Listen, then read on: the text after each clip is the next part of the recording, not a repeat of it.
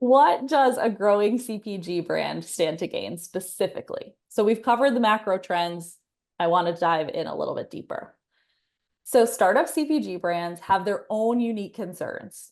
You've got limited resources, time, but also budget, limited data with which to make business decisions, especially if you've been focused on wholesale. You might not have a lot of that customer data, and you're combating a sea of competitors on both on the shelf and for ad space. So while I was preparing for this webinar, I could not help but think about the like healthy soda fridge at my Whole Foods. This photo was snapped this morning. And kind of like just thinking about the strategies that so many of these modern CPG brands have taken to get that shelf space. So many of these brands started online, which I know is like a little bit counterintuitive for especially like food and beverage. But using social media and digital advertising as an opportunity to really like build a customer base and create demand to drive those nationwide wholesale accounts has been really effective. So if you're someone on this call who maybe hasn't really considered doubling down on e-commerce, or you're not sure where that sort of fits into the grand ecosystem of your business, I'm just here to say that there are some great stories out there of brands who have succeeded across channel, and subscriptions have been a great part of that.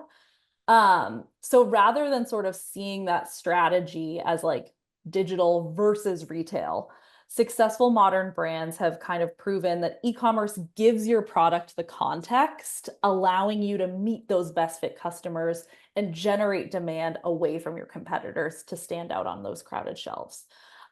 Something that I really love to think about with e-commerce is like, it's like having an in-store pop-up ad or like little postcard or something that says everything you want them to know right there.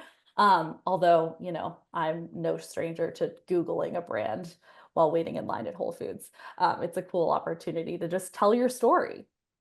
And so subscriptions are the path to generating that long-term loyalty that I think every founder really craves. So the three advantages I'm going to dive a bit deeper into today are predictable revenue. Think about what would change if you already knew you had orders lined up for next month. Would probably feel pretty good. Customer loyalty, so making the most out of every marketing dollar spent and the ability to tell your story away from competitors, as well as those VIP insights. So taking your subscribers' information, that knowing that they're your best fit customers, their data can also be used not just to optimize your subscription program, but really across your business.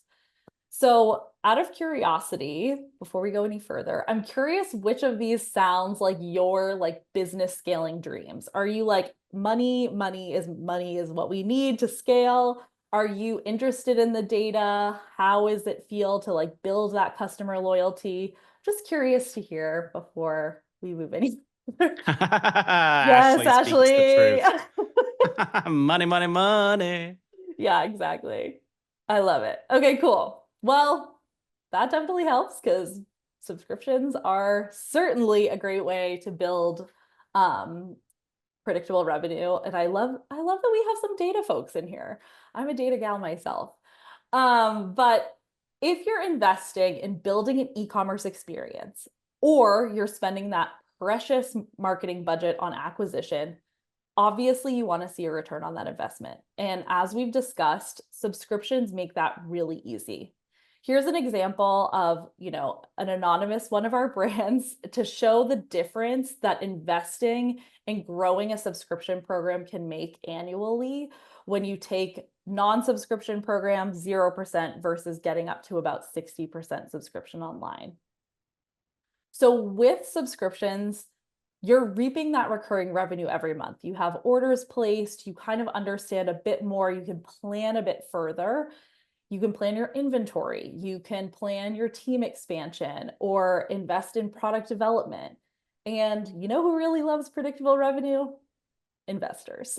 So there's really no, downside to knowing that there's money coming in, but it's also an opportunity for you to really understand, again, the doors that subscriptions open up for future growth.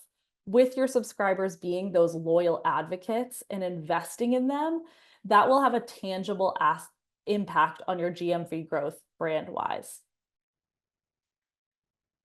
So let's talk loyalty. That's next, because that's a big piece of this recurring revenue puzzle, right? Customer retention is a vital driver of sustainable growth and profitability. There are countless benefits to driving repeat business for your brands beyond beating those acquisition costs. By cultivating connections between your brand and your customers, you can generate demand at retail, you can grow your market share and your share of voice online, you can increase your customer lifetime value. Subscribers are also the perfect candidates for cross-selling and upselling new products. As the data shows, and again, this is from our subscriber trends report, subscribers are very likely to try more than one product or SKU. If they feel connected to your brand and your story and your values, they will turn to you again and again as your catalog grows. So it's like having a warm audience ready for your next drop. Like we spoke about before too, consumers crave that convenience and value. So knowing that your brand is going to introduce them to those new products or offer meaningful, personalized suggestions without them needing to spend their valuable time scouring the grocery store or digging through their promotions tab in Gmail, like really, really hits the mark for folks. And with that, subscriptions also provide the critical insights into your unique customers, what they love, when they churn, and why they're opting to cancel, among many other points. But every data point is an opportunity for you to really iterate and optimize based on that information. So these screenshots here are just a couple that are found in our analytics dashboard, which is available on all of our plans at Recharge. We really believe in making data-driven decisions. And these reports here, just as an example, allow you to see at what order your subscribers are most likely to cancel and their reason why. So even there, you can kind of imagine what you can do with that information. You can add in a reward or an opportunity at a month at an order number that like could be a benchmark or a milestone for folks. If you're seeing repeated reasons on why they're canceling, like, you know, I have too much right now, maybe there's an opportunity to change the timing of those subscriptions or educate your customers better on, you know, how much to use and how often. So Ashley, I'll get to that one second. So yeah, keeping that in mind that your subscribers are your best fit customers. They're the ones who love your product so much that they never want to run out. So this data goes beyond optimizing just your subscriber journey, just your subscription experience. It can help you make brand decisions and like drive product development, craft meaningful marketing messages, and optimize packaging for store shelves based on their direct feedback.